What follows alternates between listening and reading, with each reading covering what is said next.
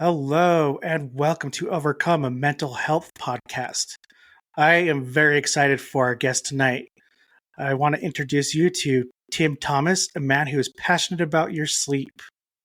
Tonight, we're going to hear Tim's story. So, Tim, why don't you go ahead and get us started? Well, Travis, great to be here. And yes, I'm very passionate about your sleep. I can't do what you do, and I can't do what your listeners do. But if I can improve your sleep, then you're going to be able to do what you do even better. Oh, for sure. Why don't you go ahead and get us started on any experiences you've had with mental health issues and kind of what got you into becoming passionate about other sleep. Yeah. Well, let's just start from the get-go, Travis. If you're sleeping poorly, you are 200 to 300% more likelihood of having a mental illness. So just like on my hand right now, there's probably a bacteria that in the right conditions, it would grow and would kill me. You know, there's stuff in my head that in the right conditions could grow and become a mental illness. Sleep is one of those things. So, Travis, when I was working in the veteran recovery space, I noticed, firstly, I had a goal, right? I had a goal of saving 40 veteran lives from suicide. And I didn't care if I worked the rest of my life. I would die happy if I achieved that. It was 40. The number 40 was chosen because we'd lost about 40 blokes to bombs and bullets in Afghanistan. My background is special forces. Some of those guys were closer to me than brothers. But what a lot of people don't know in Australia is that we've lost 20 to 30 times that amount to suicide. So suicide was a real thing. And I'm like, okay, I want to save 40 guys from suicide. And that was actually achieved within a year, because I saw two things that the mainstream didn't see. One of which was if you could improve someone's sleep, everything improved. Everything, being in fatigue was a real thing. Now, everyone talks about this sort of stuff, and we all know, yeah, sleep's important, right? Yeah. But my promise to everyone here is by the end of this podcast, you're going to have a technique that is so powerful that within 3 breaths, you're going to be able to completely relax your body. And that's my promise to you. So stick around. And the other thing I was talking about, saving all those lives from suicide was being dyslexic. I kind of failed high school, and everyone, the technical term for dyslexia back in the 70s and 80s was you're stupid. And so I grew up thinking that I was stupid. But the older I got and the more I saw that my pattern recognition was really high. And the pattern I saw happening was that I saw how pain worked. Pain, I mean, everyone talks about it, but no one knows that there's something going on underneath it. And it doesn't matter if the pain's physical or emotional. It'll get to a certain duration or intensity where that pain transforms into loneliness, isolation. I'm the only one going through it. I can't tell anyone about it because that'll make their life harder, because it's making my life harder. Why do I want to tell someone about it? And, these unspoken words become rocks around your heart. And loneliness is the killer. So the first thing that needs to happen before any healing process, before they pour these millions of dollars of resources into mental health, and in my space it was the veteran mental health space, if that person's feeling isolated, if that person's feeling fatigued, it's just water off a duck's back. So all I did, Travis, was I broke the isolation by simply sharing my authentic story and creating groups where that sharing could take place in a sober environment. Us veterans love to drink when we get together, but that's just sort of, it's not a permanent fix. Yeah. And breaking the isolation and then getting them out of fatigue. And I noticed if you could do that for somebody, they had 95% of everything they needed inside of them to get themselves better. But you just had to break the fatigue, get them out of isolation, and this golden compass just turned on inside of them, and they just knew where they needed to go next. So I was kind of known as the guy that with 20 cents and a toothpick could do more than what millions of dollars could otherwise do. That's good. And it's amazing that like what sharing your story can do. Like how if you, get the courage to share, it's like brings others out and like, you know what, like maybe I'm not the only one going through this. Maybe it's not just me.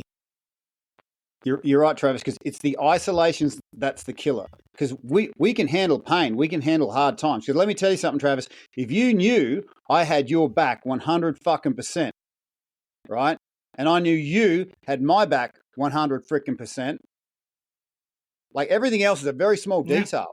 We got each other. Bring on the pain. Bring on the hard times. Yeah.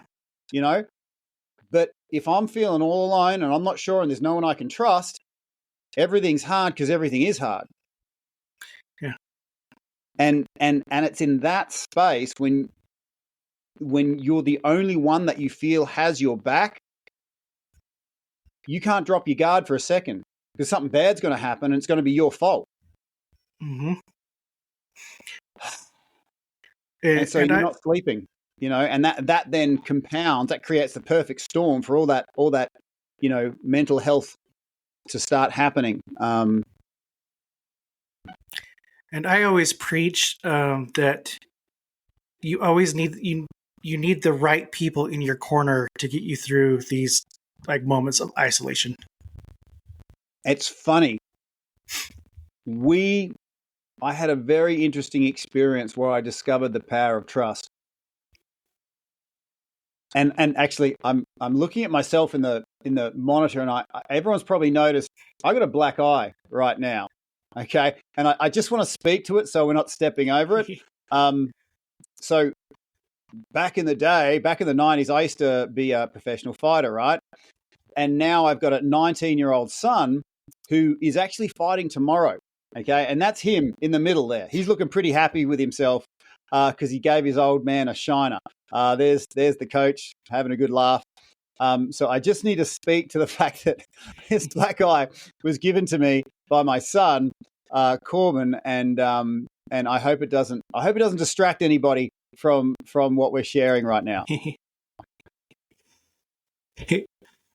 Yeah, well, gives bragging rights to your son a little bit, I guess. Yeah, the one man who's happy that you're better than him is your father. But I'll never tell him that. Don't publish this. Sorry, Travis, I lost my point. We were going somewhere.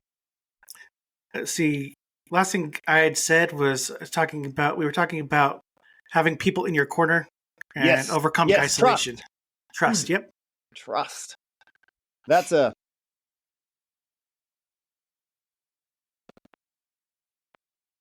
trying to say this. So I've had the fortune of having a few NDEs, near death experiences.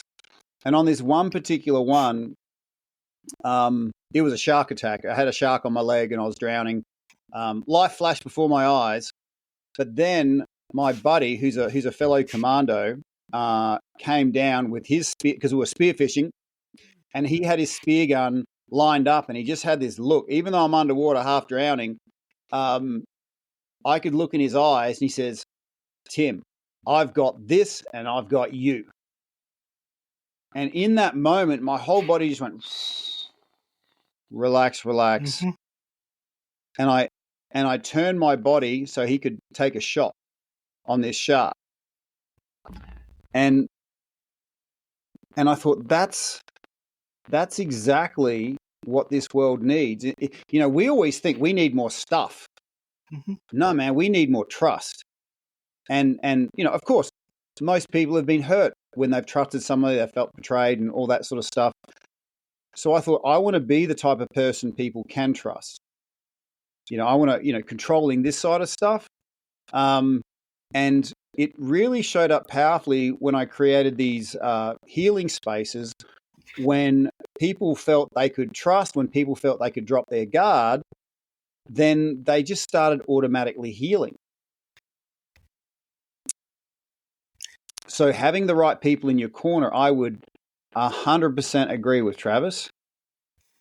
And Trust is one of those things that it's to me one of the most valuable things you can have. Again, highlighted from that real life experience.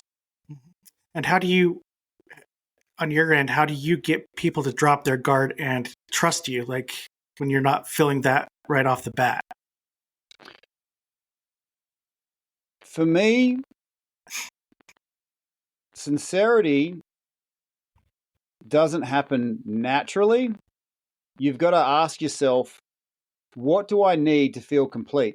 Sincerity comes off the back of completeness. If I'm inadequate, if I feel like I need more of something in my world, I'm human. I'll try and control the outcome when I'm interacting with somebody. If I feel like I don't have enough money, I'll try and control the outcome to get more money from it. If I feel like I want to have more sex, then I'll try and control the outcome so I can have more sex. But if you ask yourself, what do I need to be complete within myself? And I created this thing where energy is like money. How you invest it is how you get it back. And one thing I tell my son is,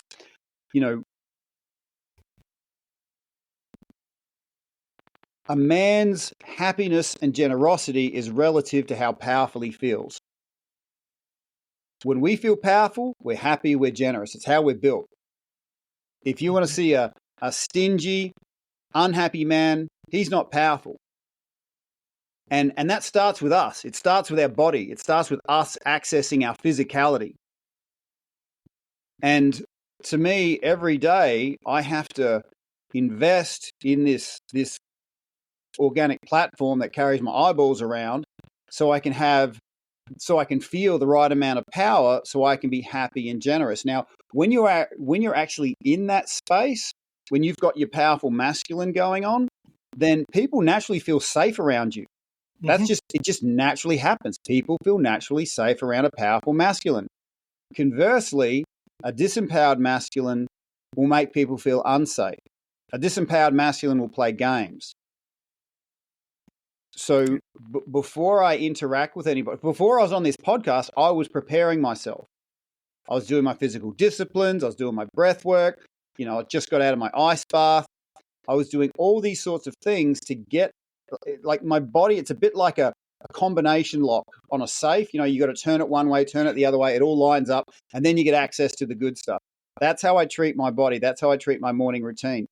So I don't have to try to earn someone's trust. The hard work is accessing the parts of me to make me feel powerful, and then I can just be it.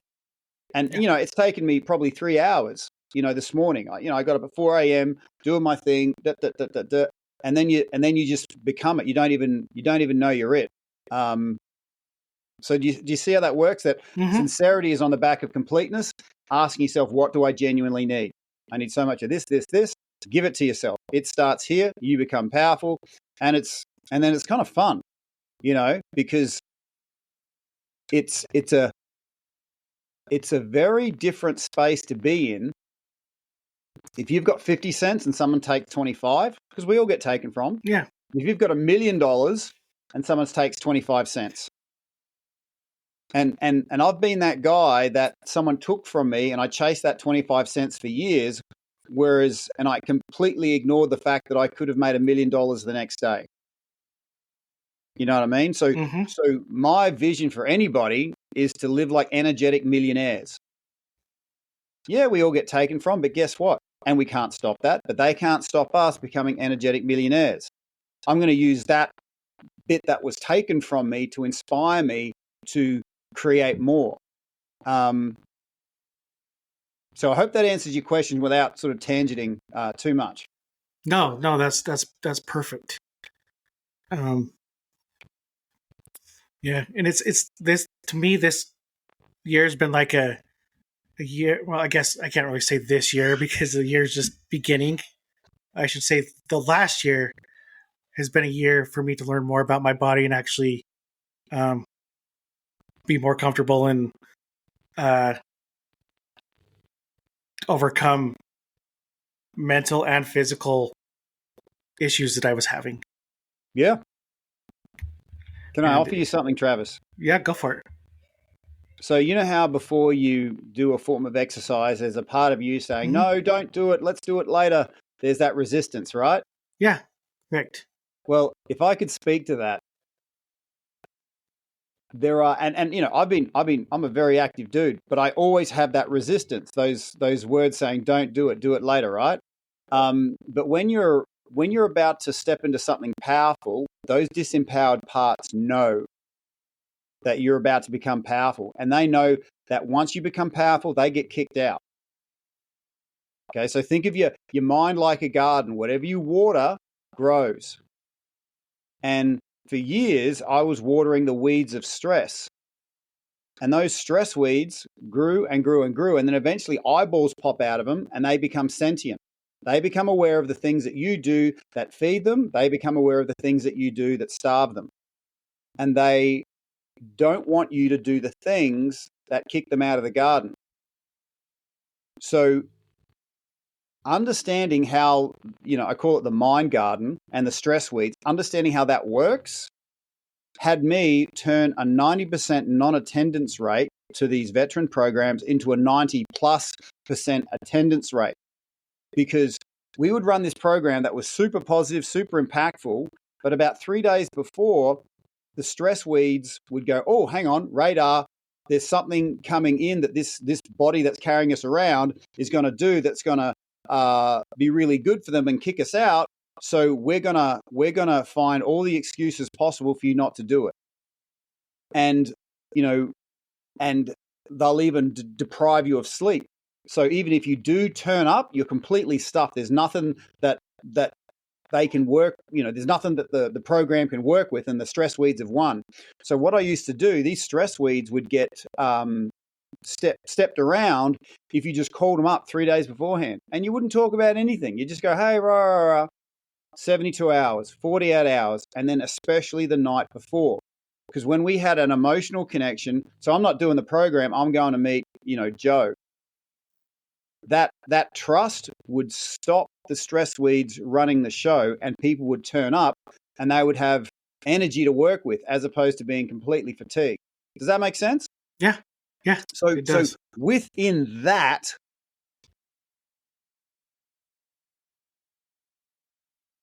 breath work, as much as it's easy, there's often resistance from our own selves, because those stress weeds that I was watering for years before I discovered this, breath work kicks them out. So when we start breathing, there's that part of us going, no, it doesn't work. Don't do it.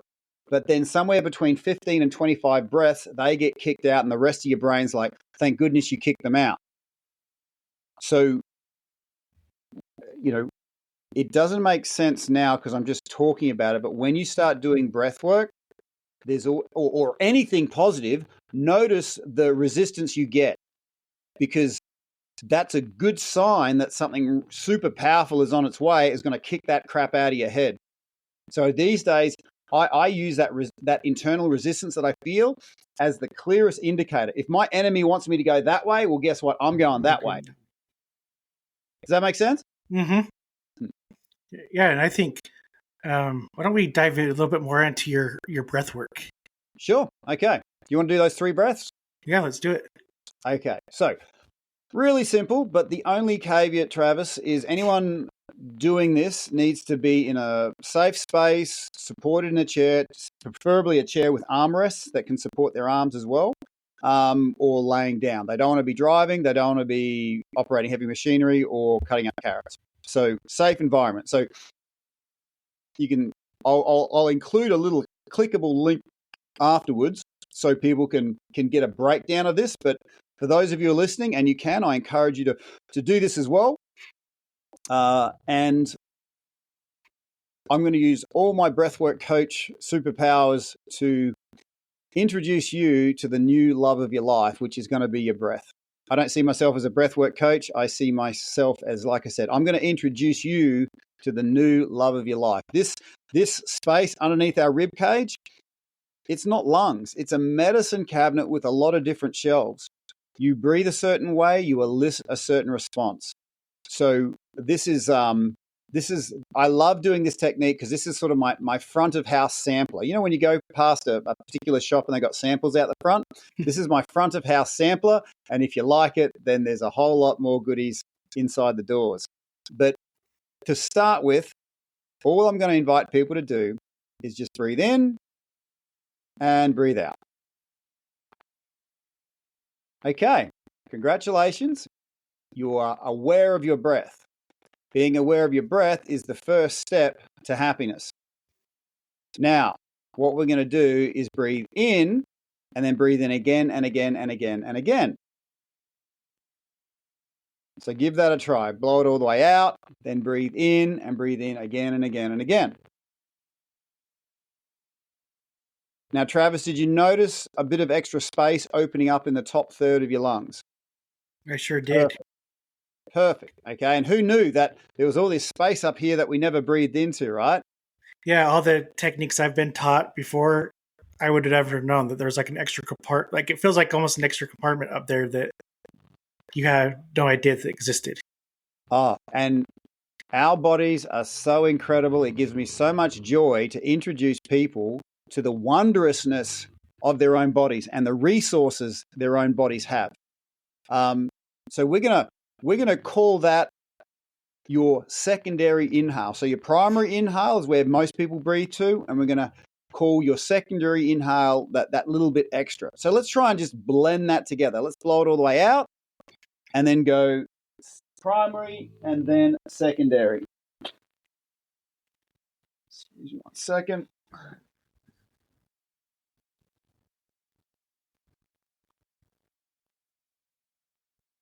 Good stuff. So now I'm going to show you how to turbo boost that secondary inhale. Everyone with their thumbs and 2 fingers, just make little pinchy little crab claws. Okay. Now you didn't know this, Travis, but these are actually turbo buttons for your secondary inhale. So what we're going to do is blow it all the way out. And then when we breathe in, we're going to hit our turbo buttons as we get to that secondary inhale. You ready? So blow it all the way out. Breathe in. Hit the turbo buttons hard as you can. And when you're ready, just let it out. Now, Travis, did you notice a little bit of extra space opening up when you hit those turbo buttons? I sure did. Fantastic. Okay. Because that's a muscle group in there that because you haven't used, it hasn't been strengthened. Okay. So those little turbo buttons helps you access that. Now, what we're going to do now is we're going to juice that up even more. We are going to, when it comes to the secondary inhale, and this is breathing through our nose, we're going to hit our turbo buttons, we're going to raise our chin, and we're going to look up. Okay? So it's going to be turbo buttons and chin up. So blow it all the way out, blow it all the way out, out, out, out, out, out.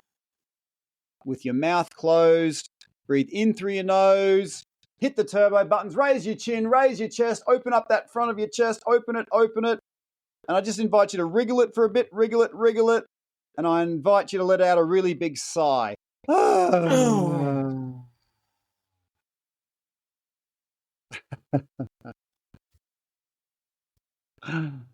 Nice work. How you feeling? I'm feeling good. Right. So we're gonna juice this up even more. So this time, when it comes to the secondary inhale, we're going to rapidly snort. We're going to flare our nostrils and snort as firmly as we can through our nose, because behind our nose, we have sinuses. And one thing my coach taught me when I was a fighter was that before you do a combination, do a big snort through your nose, because according to him, that sent oxygen through your sinuses straight into your brain. Now, I don't know if that's scientifically correct or not, but it worked in combat.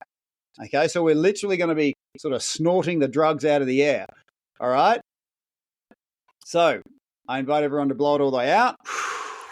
Out, out, out. With your power buttons ready, breathing in. Then really snort that air. Open that chest. Open that chin. Lift up. wriggle your shoulders, open up that space, feel like your chest is opening up like a flower, and then let it out with a juicy sigh. Oh. Okay. Now, what I like about this is that we have thoughts in our head that control our breathing, but our breathing can also control the thoughts in our head. So watch what happens to me when I have stuff in my head, the weight of the world on my shoulders. I start hunching forward, right? And that's pinching off my lungs, and that's also pinching off my nervous system. So my power is relative to the amount of electricity my nerves carry. And your nerves are like hose pipes. So if you pinch a hose pipe, you're not getting much water through to the other end. When we hunch over, our structure's bent over and we're pinching our nerve endings, so there's less power going through. So proper breathing gives you proper alignment. So it's not just the breath that's enlivening you, it's the alignment. You know, chest up, chin up. That's a real thing. And your thoughts in your head, your emotional state can change your structure, but your structure can change your emotional state. So that is so I call this, that breathing in up here with your power buttons, the breath of possibility.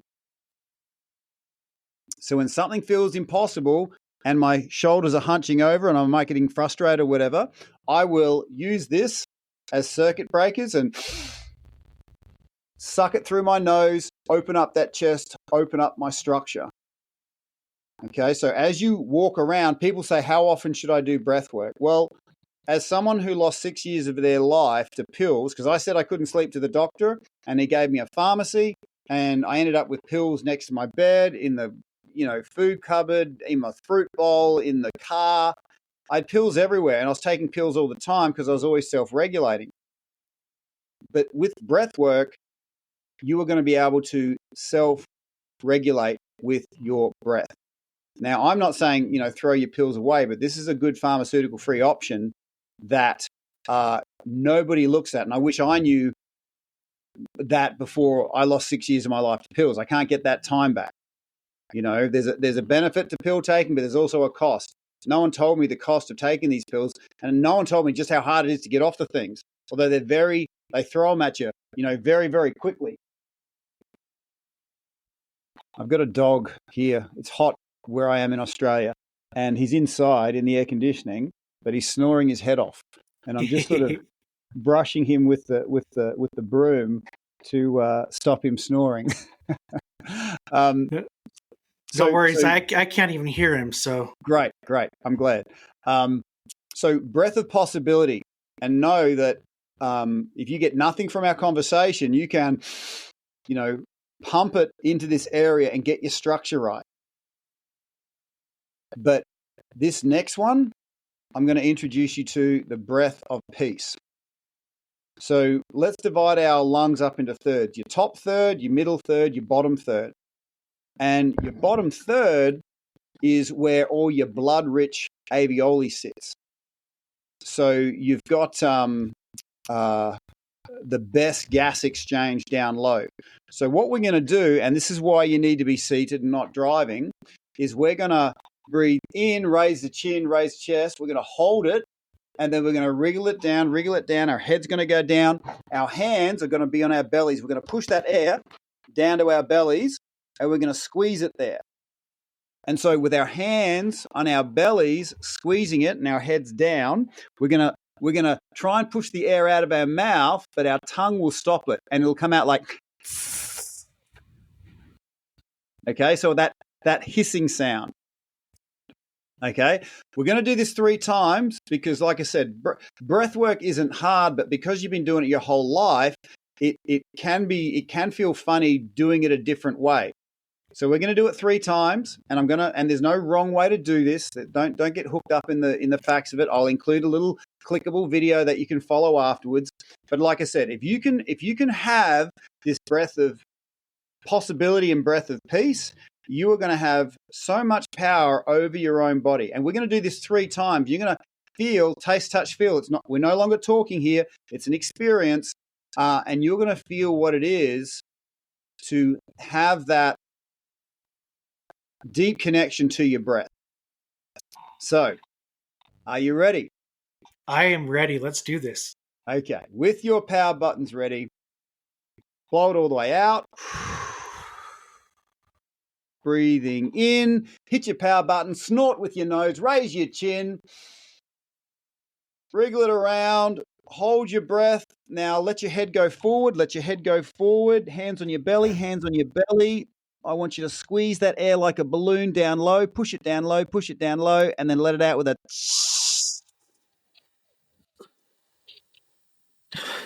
Good. All right. So far, so good. Yeah. On this next one, try and let it out for as long as possible. If you can make that for like 20 seconds, 30 seconds, even better. Are you ready? Blowing it all the way out. Breathing in, snort your nose, push your power buttons, raise your chin, raise your chest, holding your breath. Hold your breath. Now just relax your body. Let it collapse forward. Head goes towards your knees, hands on your belly. Squeeze that belly and let it out with a tss, as long as possible. And picture your body deflating like a deflatable toy. Everything's just relaxing. And we're going to do this one more time, even more relaxed. All the way out. Breathing in, snort, hit your power buttons, raise your chin, open your chest, open. When it feels good, hold your breath and let your head collapse forward, let your body collapse forward, let everything relax and collapse forward. Hands on your belly, and let it out super slow, twice as long as last time.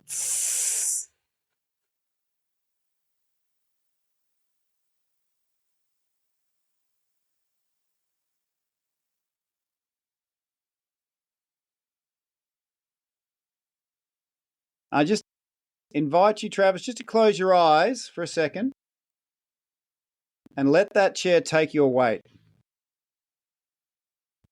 Okay, let your muscles feel supported by that chair. That chair was built to hold you. It will hold you. And I invite you to let those muscles feel supported by that chair. I invite you to take a breath into those muscles and help them relax even more into that chair. Notice how you can now be directional with your breath. You can put your breath into your muscles. With this larger lung capacity, you can focus your breath on different muscle groups that might be tense. And when you do that, they relax. And then the muscles underneath that tense muscle groups relax. There's this cascade of relaxation as you focus your breath on the tension in your body. So often in our tension, we don't allow ourselves to feel supported, to feel held. It's like our tension is our way of trying to hold ourselves, but it doesn't work like that. It's only when we relax and allow ourselves to be held that we actually feel supported and feel relaxed. Yeah, very true. How you feeling, Travis? Checking in with your body. I'm feeling really good. Like I don't feel as tense. Like because I've done some breath work before, as I was mentioning before we hit the record button here, but it's never been anything like as intense as this. And that was just 3 breaths. Yeah. You've gently dipped your toe into the universe of breathwork, and if that felt good, yeah, just wait until you come into the shop. But look, I don't want to upsell anything here, but like I said, if all you get from this podcast is those 3 breaths, and you learn how to breathe fully, you're going to actually be a person that goes through life breathing fully. There's a saying, you half breathe, you half live. If you see someone in the street going, they're about to freak out because they're shallow chest breathing. But it doesn't matter if you're doing it fast or slow. Shallow chest breathing isn't properly oxygenating your body, and you're telling your body you're in fight or flight. So knowing how to breathe correctly, that they don't teach it at school. I mean, not even, I'm always surprised at how many professional athletes don't know how to breathe properly. Yeah. And I want to go back to, because we spoke a little bit about sleep, but I want to know why sleep is the ultimate like game changer for your body, mind, and spirit. Okay. Well, it's sometimes easier to highlight something's effectiveness when you talk about the lack of sleep. So in the Special Forces, we used to specifically target our enemy's sleep because we knew if we took their sleep out for 3 nights, it would mess them up better than a bullet. Everything in our life is impacted by poor quality sleep. And I always ask people to say, think of everything in your life. Think of your body, your mind, your work, your relationships. The quality of all those things is relative to the quality of your sleep. If you want to destroy someone, destroy their sleep. If you care about somebody, you care about their sleep. So I come back to my home country of Australia and I see so many people not sleeping. And I'm like, there's no clear enemy, but it's like we're getting attacked. So conversely, as you improve your sleep, there's an accumulation effect. You start feeling better. You start feeling more powerful. You start feeling more generous. You start bringing that which is you into the world so much more powerfully, so much more peacefully, far less reactively. You're present at work. I mean, even if you're just looking at, workplaces, sleep poor people take twice as many sick days. Your immune system is shot. 2 to 300% times more likelihood to have a mental illness when you're sleep deprived. And sleep is such a powerful thing, and the pharmaceutical companies have figured this out. Yeah, we will sell you, in the promise of a pill, quality sleep. And like I said, I lost 6 years of my life to pills. Can't get that back.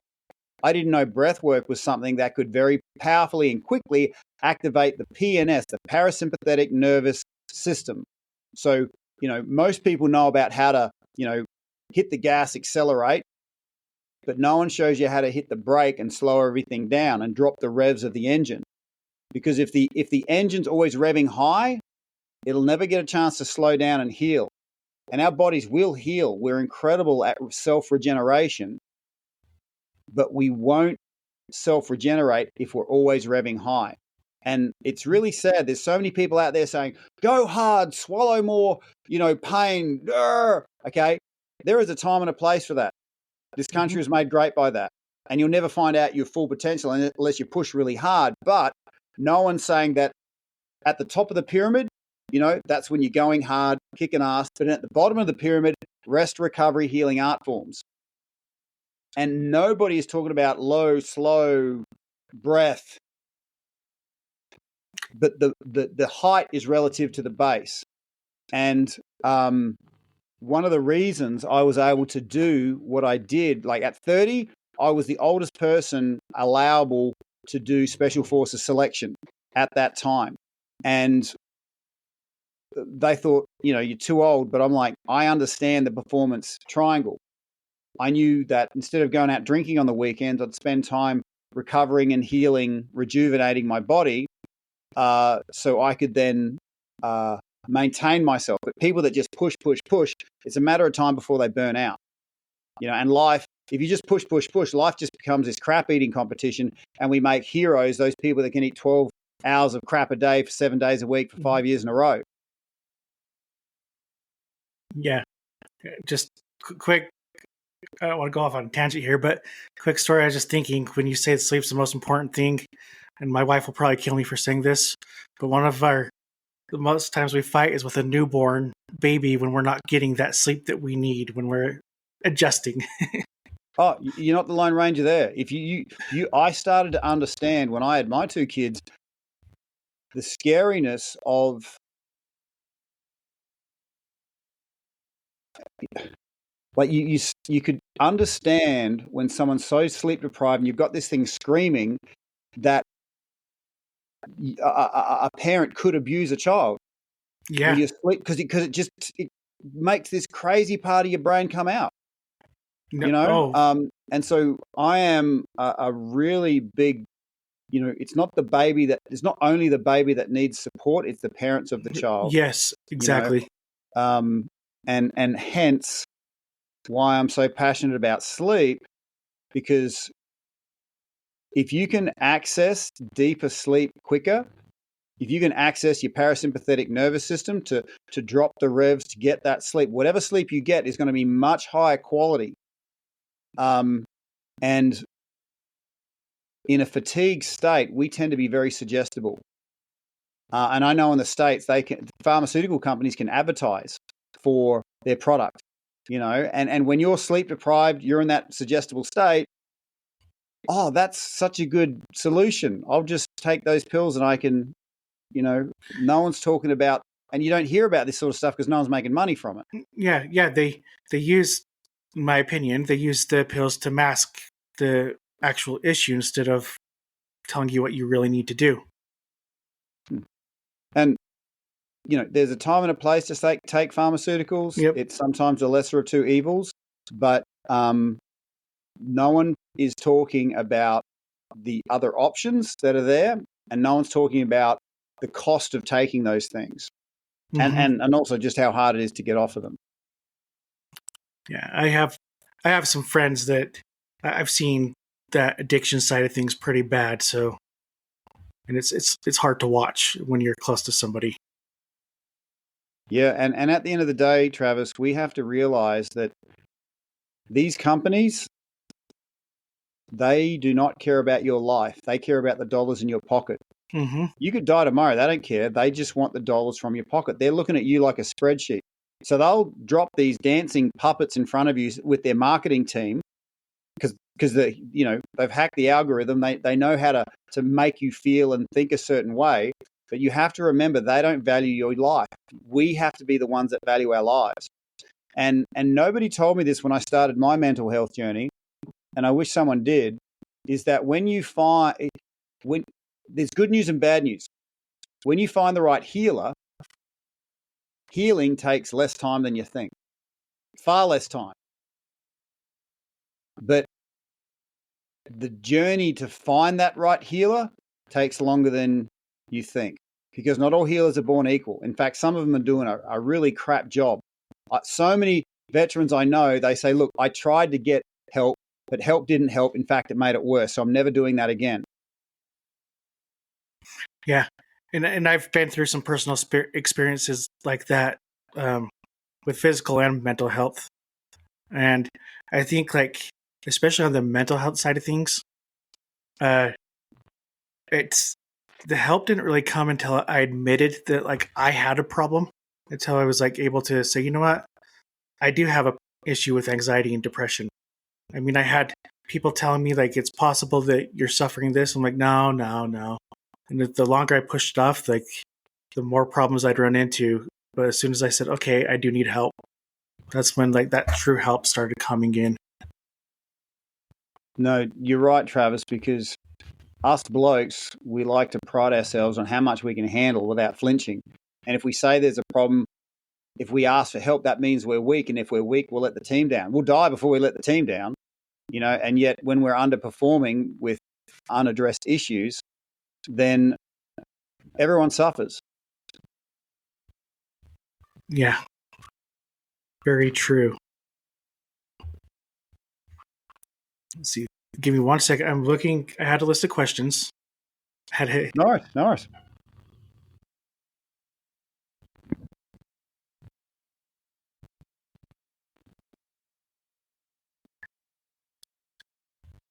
So I think we touched base on this a little bit, but I'm going to go backwards here if that's okay with you. Sure.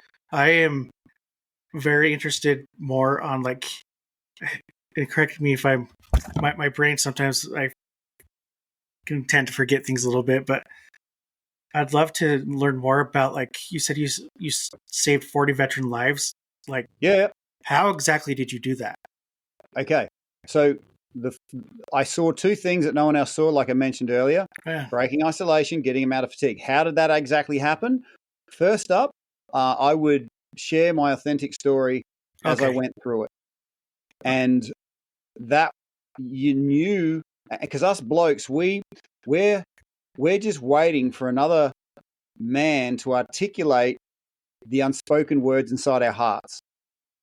A man that's walked the same path. And it's not like my experience of this was with veterans, but everyone here is up against something.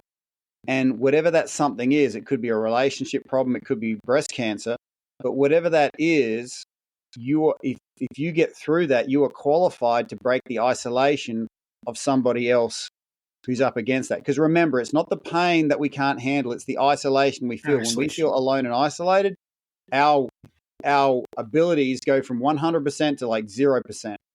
So breaking the isolation by sharing, my story, but then I started creating these groups where we had group sharing, and it was obviously facilitated correctly, and people could share, and you could tell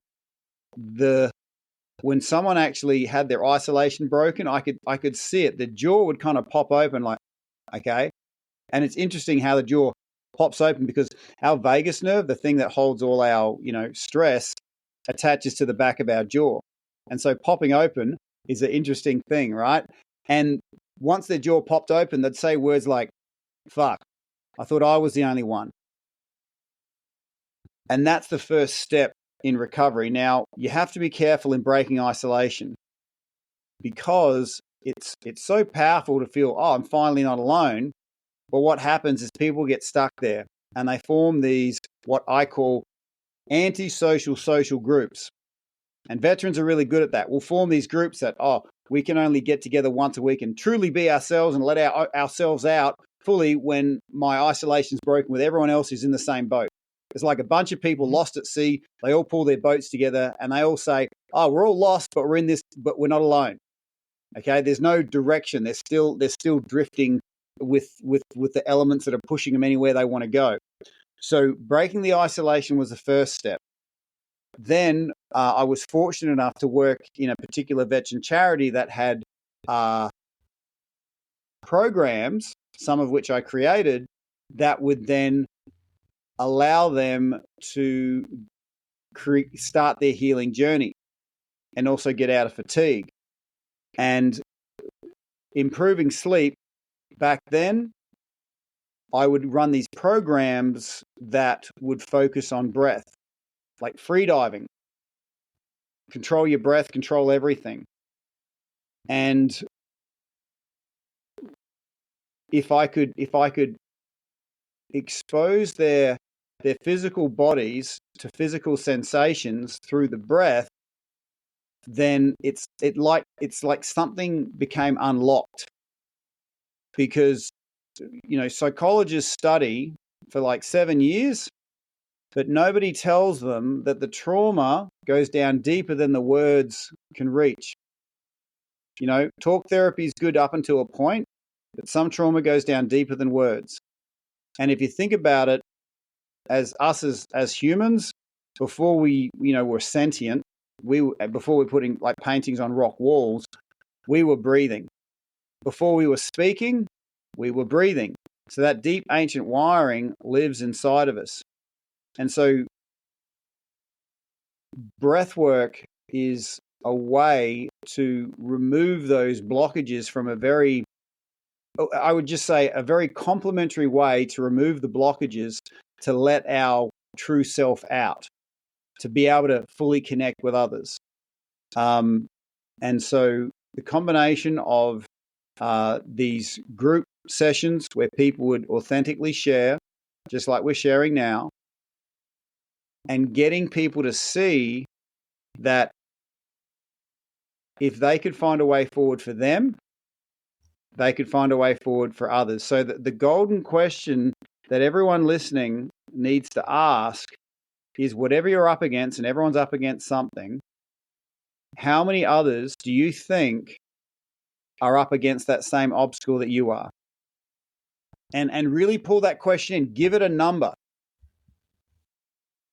And it might be 10, 100, 1,000, tens of thousands, a million, right?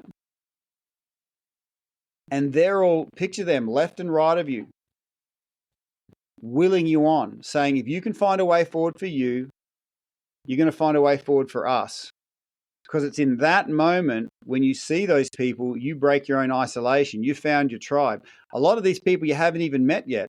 And they might be saying words to the effect of, hey, you know what, Travis? I'm so glad that in 2025 you started making certain decisions, because then that benefited me so much. You know what I mean? Yeah. Yeah. Can I tell a personal story on that front? Yeah. Yeah. So I have a seizure disorder that I've talked about a little bit in a previous podcast. And this last year, I was diagnosed with PNES, psychogenic non-epileptic seizures. So pretty much, the seizures don't come from your brain; they come from some other part of your body. The neurologist will say that it's more of trauma based, and that's where the seizure's coming from. I argue that it could be physiological, but anyways, that, because I've been diagnosed with like epileptic seizures as well, like years ago, but that kind of um, left like like really hit me hard, because I didn't want to know, because back in the like 10 years ago, those, they called them pseudo seizures, so they made them sound like they were fake. So that last year, at the Yeah. very end of the year, put me in a dark spot. And my mom actually sent me a book about a lady who has these same type of seizures. Yeah. And Right. just because she wrote that book, like, helped me get out of that spot. So I found that one thing that, like, I could relate to and be like, you know what? It's not just me. So Yeah. Yeah. Well, and you are tapping into something very, very powerful. You know, you don't need credentials on the wall on a piece of paper to break someone's isolation. It's not what you do that adds value to others per se. It's actually what you've come through. And that's quite a thing, because the stuff that we've come through, sometimes we don't like talking about. But that's the very thing that is most valuable about us to others. So let's say that lady didn't see the value in herself and what she went through, and she didn't write that book. She would have never been able to make that impact yeah, to someone she's never met. You just needed to know about her, you know? yeah, Um, and that lady might even be dead right now. We don't know, but this is the power of sharing your authentic words to another human, and breaking the isolation, which is the killer. and it's very, very hard to be vulnerable to a I certain would degree. say Well, it's hard to be vulnerable if you haven't healed properly, because the reason we don't want to be vulnerable is because we've been hurt and we don't want to experience that again. And this sort of ties into the idea of what I call being an energetic millionaire. If all we've got is 50 cents and someone takes 25 cents, man, that's massive. I don't want to be open again. And then I try and I hold up all these defenses. When I'm working with high school students, I'll get a little green plant and I'll say, look, the plant's been hurt. The plant says, I'm going to protect myself now. And then I put a big steel bucket over the top of this plant. And I'll say, is this plant safe? And the students are like, yeah. But I say, what's happening to it? And they say, well, it's dying slowly. In our efforts to protect ourselves, we can often cut ourselves off from the very thing that is there to make us grow and abundant. So within that dialogue around being vulnerable, we need to see that we are the beginning point of our hero story. And like I said, it could be something as simple as asking how many other people are going through this. Now, when I was going through my space, I saw, 10,000 people left and right of me looking in saying, Tim, if you can find a way forward for you, you can find a way forward for us. And so I was no longer 1 in 10,000. I was 10,000 in one. So it wasn't just one person going to book an appointment with a therapist. It was 10,000 people getting healing. It wasn't just one person developing his body so his head can feel better. It was 10,000 people. I think generosity is a very healthy thing to do, and a powerful person is a generous person. So every day I'll do an act of generosity to the environment, and I'm picking up cigarette butts. But it's not just one person picking up cigarette butts. There are 10,000 hands going down, picking up 10,000 cigarette butts and putting them in the bin. So this is the shift that happens when you break your isolation. Then ask yourself, how many other people have trouble with being vulnerable? How many other people are just screaming out to see someone to have the courage to be vulnerable? Now, you can wait for somebody, or you can be that somebody. Yeah.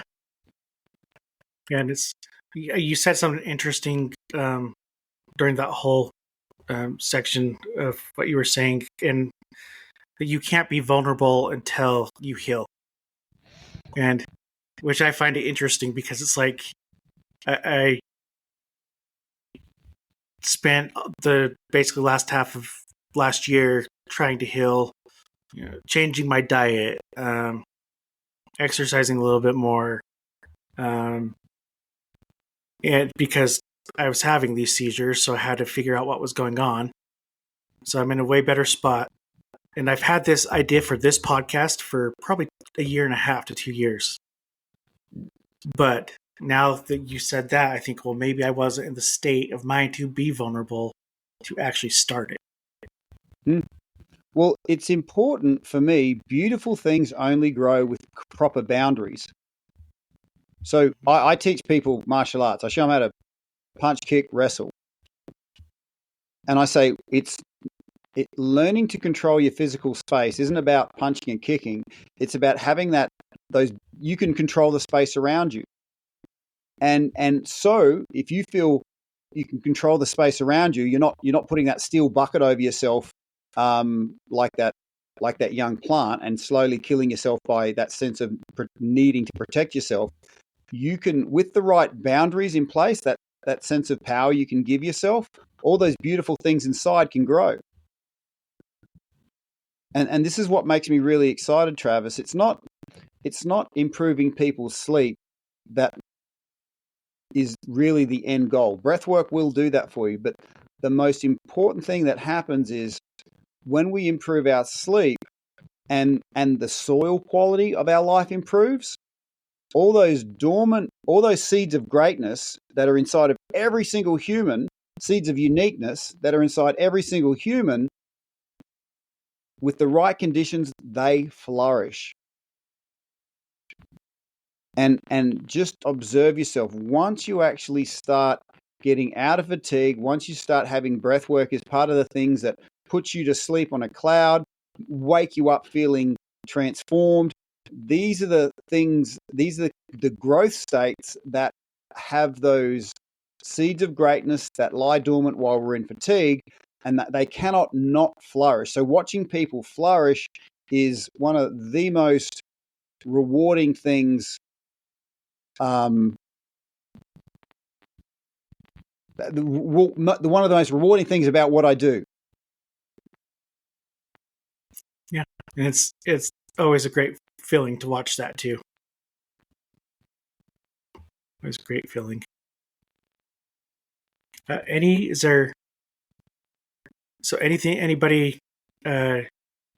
struggling with, whether it be mental illness or anything else, like, is there any last bit of advice that you that you have for anybody? Well, again, the golden question: how many other people do you think are in that same situation? And when I thought about that, I said, well, look, it doesn't matter if it takes me a week, a month, a year, a decade. I've got to find a way forward. Because if I can find a way forward for me, I'll find a way forward for them. I'm no longer 1 in 10,000. I'm 10,000 in 1. And within that, I found the discipline of learning how to control my physical state with breath work. And that's always available.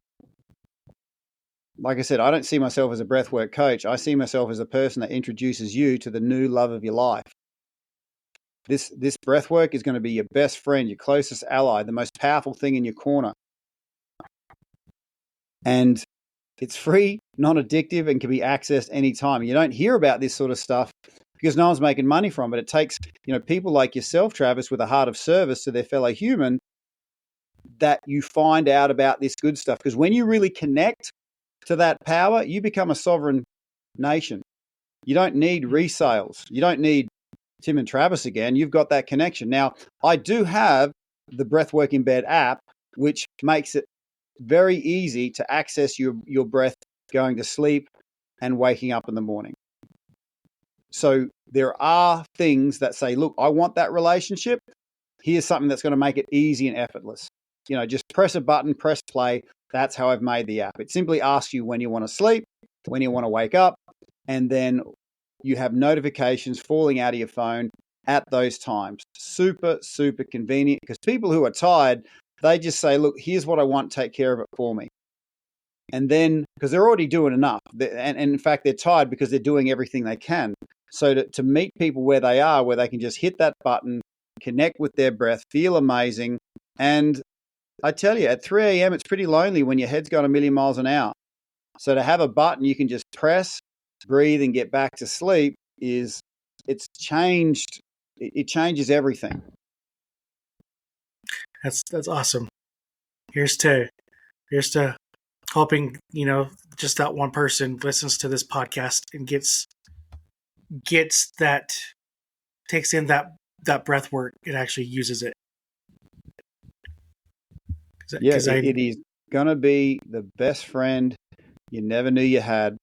And it's so amazing just discovering how wonderful your own body is, and kind of how little you need from the outside world to feel pretty bloody amazing inside yourself.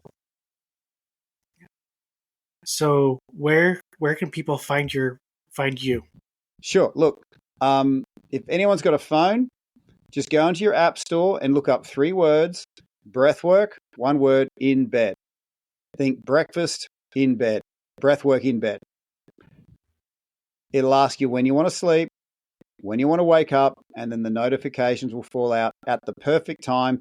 28-day free trial, won't cost you anything to give it a go. Of course, it always checks if you've got a credit card attached to your account, but I just challenge everybody to see what life is like with you connected to your breath.